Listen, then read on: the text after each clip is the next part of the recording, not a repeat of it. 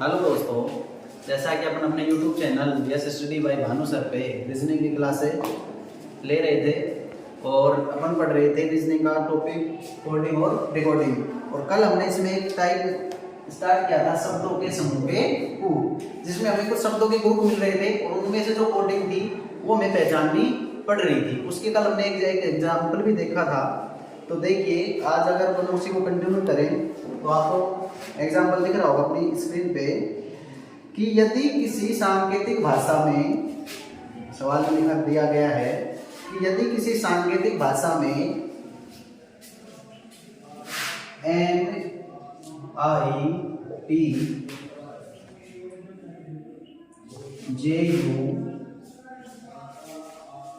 NITJUPUS का अर्थ है ऑरेंज इज रेड। इसका अर्थ क्या है? Orange is red. और देखो आगे JUSAPUN,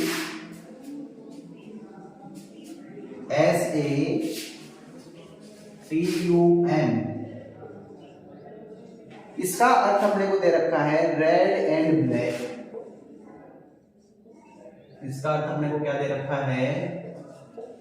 रेड एंड ब्लैक। और आगे देखो NAPUS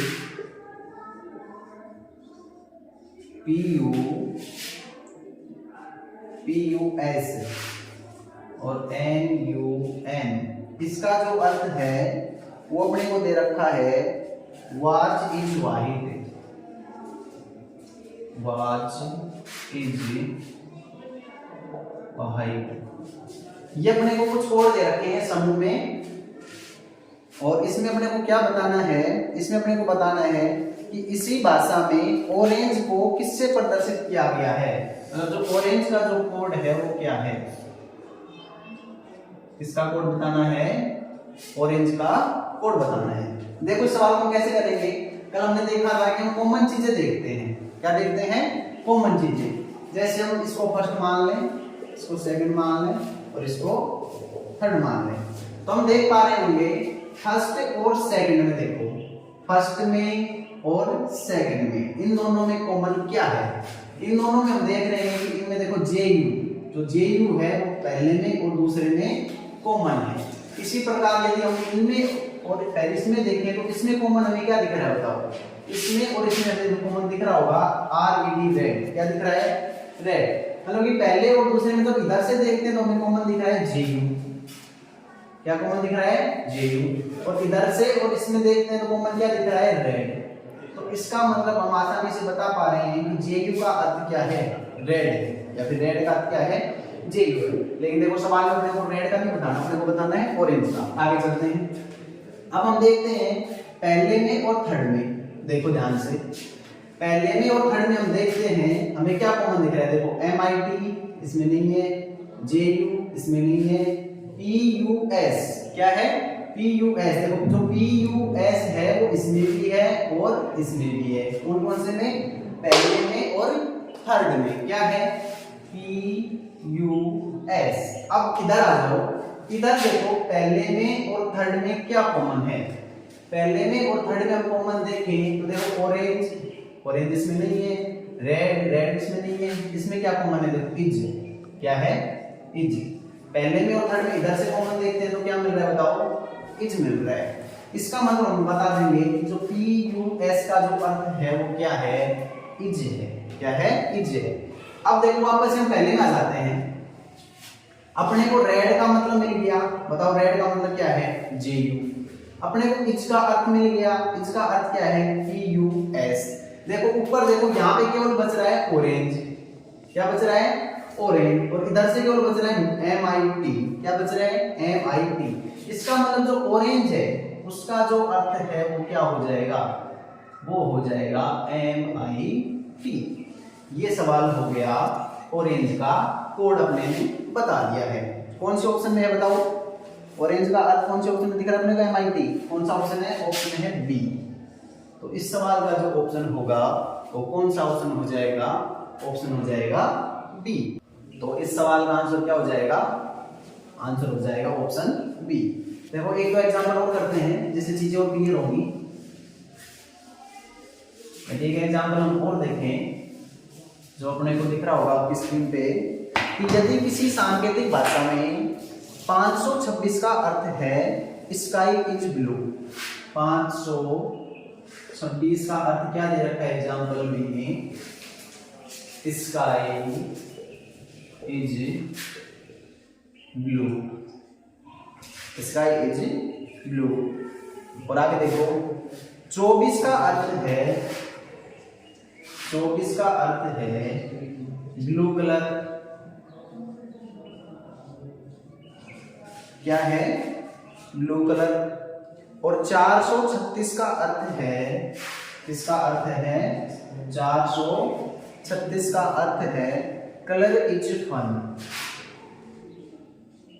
कलर इज फन। तो अपने को पूछा गया है फन के लिए कौन सी संख्या का प्रयोग किया गया है? इसके लिए फन के लिए कौन सी संख्या का प्रयोग किया गया है? देखो अपन इसको मान लेते हैं फर्स्ट, इसको मान लेते हैं सेकंड और इसको मान लेते हैं थर्ड। वही देखेंगे इन सवालों को करने के लिए हम सबसे पहले क्या देखने पड़ रहा है? कॉमन चीजें। कॉमन क्या है हम देखेंगे फर्स्ट में और सेकंड में। देखो फर्स्ट में और सेकंड में जब कॉमन देखें तो अपने को क्या दिख रहा है? देखो 2 दिख रहा है। क्या दिख रहा है? 2। और इधर से हम फर्स्ट में और सेकंड में कॉमन देखें तो हमें दिख रहा होगा क्या? ब्लू, जो फर्स्ट में भी है और सेकंड में भी है। इसका मतलब यहाँ से कॉमन है 2 और यहाँ से कॉमन है ब्लू। इसका मतलब जो 2 है वो किसका कोड है? वो कोड है ब्लू का। ब्लू का कोड अपने पास आ गया 2। इसके बाद यदि हम देखें किसको? फर्स्ट को और थर्ड को। इसको देखें फर्स्ट को और थर्ड को। देखो फर्स्ट में और थर्ड में क्या कॉमन है? फर्स्ट में देखो 5 है लेकिन 5 इसमें नहीं है, इसमें 2 है 2 इसमें नहीं है। देखो 6 फर्स्ट में भी है, 6 किसमें है? फर्स्ट में भी है। और 6 थर्ड में भी है। 6 किसमें है? थर्ड में भी है। अब बताओ फर्स्ट में और थर्ड में इधर से तो कॉमन हो गया 6। अब इधर आ जाओ फर्स्ट में और थर्ड में बताओ क्या कॉमन है? फर्स्ट में और थर्ड में यदि हम देखें, देखो इज जो है वो फर्स्ट में भी है और थर्ड में भी है। इधर से कॉमन है इज, इधर से कॉमन है 6। तो 6 का अर्थ हो गया इज हो गया। क्या हो गया है? इज। देखो यदि हम सेकंड को देखें केवल 2 का अर्थ अपने को क्या दे रखा है? ब्लू है, ये हमने पहले ही बता दिया है। तो यहां से क्या बच रहा है? देखो 4 बच रहा है और इसमें क्या बच रहा है? इसमें बच रहा है कलर। तो 4 का अर्थ तो कलर ही बचेगा ना। तो 4 का अर्थ अपने पास आ गया खुद से ही कलर आ गया। अब देखो अब अपन केवल थर्ड को देखें। किसको देखें? थर्ड को देखें। कलर का अर्थ अपने को पहले से पता लग गया। देखो जो कलर है इसका अर्थ क्या है? कलर का अर्थ है 4। कलर का अर्थ क्या है? 4। अब देखो 4 का अर्थ है कलर, 6 का अर्थ है इज। तो इधर से बच रहा है फन और इसमें बच रहा है 3। तो जो 3 है वो किसका अर्थ हो जाएगा? वो हो जाएगा फन। यदि हम यहाँ पे देखना चाहें तो फन है उसका जो अर्थ है वो क्या हो जाएगा? 3। यानी कि जो फन का जो कोड है वो क्या है? 3 है। तो अपने को देखो ऑप्शन दिख रहा होगा, ऑप्शन बी। कौन सा ऑप्शन? Option B. इस सवाल का जो आंसर है वो क्या हो जाएगा? ऑप्शन बी हो जाएगा। तो देखो ये जो टाइप का शब्दों के समूह के कूट, यहाँ पे कुछ शब्द जो समुद्र में है और वो कूट यानी कोडिंग की हुई होती है। उनको हमें कॉमन देख के अलग अलग वर्ड के लिए अलग अलग कोडिंग का हमें पता लगाना होता है। तो ये हो गया है एक एग्जाम्पल कोड। इसी प्रकार से जब कोडिंग को थोड़ा और आगे बढ़ाएं तो इसका हम एक टाइप और देखें। इस टाइप के एग्जाम्पल ठीक है, और यदि घर पे करोगे तो और भी क्लियर हो जाएंगे। कोई भी बुक लेके तो इस टाइप के जो एग्जाम्पल होते हैं उनको क्लियर करना हो जाएंगे सभी सवाल। और यदि कोई नई सवाल हो तो कमेंट बॉक्स में हम सवाल डाल सकते हैं, उसका आंसर तुम्हें कमेंट बॉक्स में मिल जाएगा। यदि इसी को हम आगे बढ़ाएं तो जो आज हम जो अगला टाइप पढ़ेंगे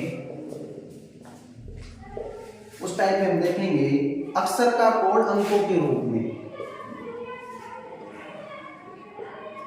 अक्षर का कोड अंकों के रूप में। देखो इस टाइप में सवाल हमें किस प्रकार से दिखाई देते हैं। बड़ा को एक एग्जांपल दिखाई दे रहा होगा, देखो बोर्ड पे स्क्रीन पे अपने को एक एग्जांपल दिखाई दे रहा होगा कि यदि किसी कूट भाषा में TIRE क्या है, TIRE, इस TIRE को क्या कहा जाता है, 5 9 7 2। और देखो READ को, इसको READ इसको कहा जाता है 7 2 8 3। क्या कहा जाता है, 7 2 8 3। तो उसी कूट भाषा में DIET को क्या लिखा जाएगा, इसको DIET को क्या लिखा जाएगा। देखो अपने याद हो तो कोडिंग में हमने सबसे पहले एक फिक्स कोडिंग पढ़ी थी। क्या पढ़ी थी, फिक्स कोडिंग। यदि हम इस टाइप को देखेंगे तो ये भी कुछ हमें उसी टाइप का लगेगा, फिक्स कोडिंग जैसा। देखो ध्यान से, यदि हम देख पा रहे होंगे कि देखो यहाँ पे जो R है, क्या है, R है, और देखो R इसमें भी है। ध्यान से देखो यहाँ पे R को लिखा जा रहा है 7 और यहाँ पे भी R को क्या लिखा जा रहा है, 7 लिखा जा रहा है। इसी प्रकार से यदि हम देखें कि जो E है, क्या है, E, यहाँ पे जो E है, E को लिखा जा रहा है 2, तो यहाँ पे भी देखो E को क्या लिखा जा रहा है, यहाँ पे भी E को लिखा जा रहा है 2। यानी कि एक प्रकार से फिक्स कोडिंग हो गई है। कैसी कोडिंग हो गई है, फिक्स कोडिंग हो गई है। लेकिन ये जो फिक्स कोडिंग है ये किसके रूप में है, ये अंकों के रूप में है। किसके रूप में है, अंकों के रूप में। तो इसमें हम सभी का बता सकते हैं, I को क्या लिखा जा रहा है, I को लिखा जा रहा होगा 9, T को क्या लिखा जा रहा है, T को लिखा जा रहा होगा 5। इसी प्रकार A को लिखा जा रहा है 8 और D को लिखा जा रहा है 3। कोई विशेष नियम नहीं है, केवल फिक्स कोडिंग करके दे रखी है।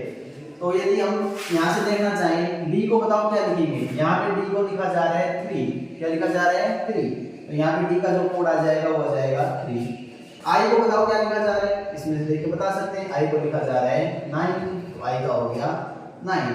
E को देखो क्या लिखा जा रहा है, E को 2 ही लिखा जा रहा है, इसमें भी 2 है और इसमें E का वैल्यू क्या है 2, यहाँ पे हो गया 2। इसी प्रकार देखो T को क्या लिखा जा रहा है, T को लिखा जा रहा है 5, T को लिखा है 5।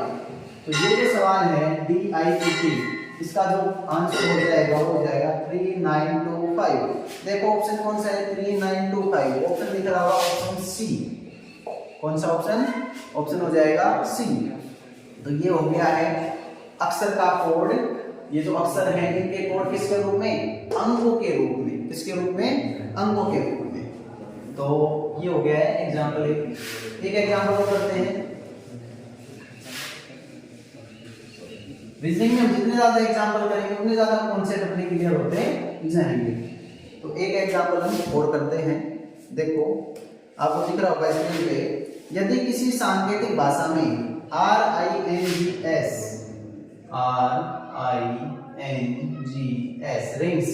रिंग्स को क्या लिखा जा रहा है, रिंग्स को लिखा जा रहा है 18914719 और आगे देखो तो उसी भाषा में इतना ही दे रखा है, तो उसी भाषा में इसको चेस्ट को क्या लिखा जाएगा।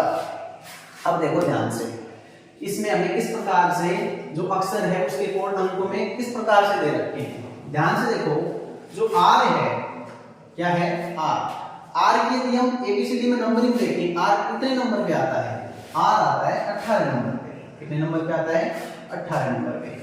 I कितने नंबर पे आता है, I आता है 9 नंबर पे। कितने नंबर पे आता है, 9 नंबर पे। N बताओ कितने नंबर पे आता है, N आता है 14 नंबर पे। कितने नंबर पे आता है, 14 नंबर पे। G आता है 7 नंबर पे और S आता है 19 नंबर पे। जब हमने उस दिन कहा था कि ये नंबरिंग हमें याद होनी चाहिए, जो प्रत्येक डिजिट होता है एबीसीडी में सबकी नंबरिंग हमें याद होनी चाहिए। याद हो तो हम इनको आसानी से देख पाएंगे कि R 18 पे आता है, I 9 पे आता है, N 14 पे आता है, G 7 पे आता है, S 19 पे आता है। यानी कि इसमें जो अंकों में जो कोडिंग दे रखी है वो कुछ नहीं है, वो केवल उनके नंबर लिख रखे हैं, ये इसमें कोडिंग के लिए। तो इतना ही काम हमें इसमें करना है। C के लिए क्या करेंगे, C कितने पे आता है, C आता है 3 पर, H कितने पे आता है, H आता है 8 पर, E कितने पे आता है, E आता है 5 पे, S आता है 19 पे और T आता है 20 पे। तो इसकी जो कोडिंग होगी वो क्या हो जाएगी, 385192 बताओ कौन से ऑप्शन में है, कौन से ऑप्शन में है, 385192 ऑप्शन डी। कौन सा ऑप्शन, ऑप्शन दिख रहा होगा ऑप्शन डी। तो इस एग्जाम्पल का जो आंसर होगा वो कौन सा हो जाएगा, ऑप्शन डी हो जाएगा। तो देखो ये जो कोडिंग रिकॉर्डिंग के हैं इसमें अक्षरों का कोड अंकों के रूप में ये भी एक प्रकार का टाइप देखने को मिलता है। तो यदि हम और एग्जाम्पल करेंगे, अभी कुछ टाइप और बचे हैं, तो आगे की जो क्लासें होंगी उसमें मिलके बाकी जो एग्जाम्पल बचे हैं वो भी करेंगे और कुछ जो टाइप बचे हैं वो भी करेंगे। तो चैनल से जुड़े रहें, चैनल को लाइक करें, सब्सक्राइब करें।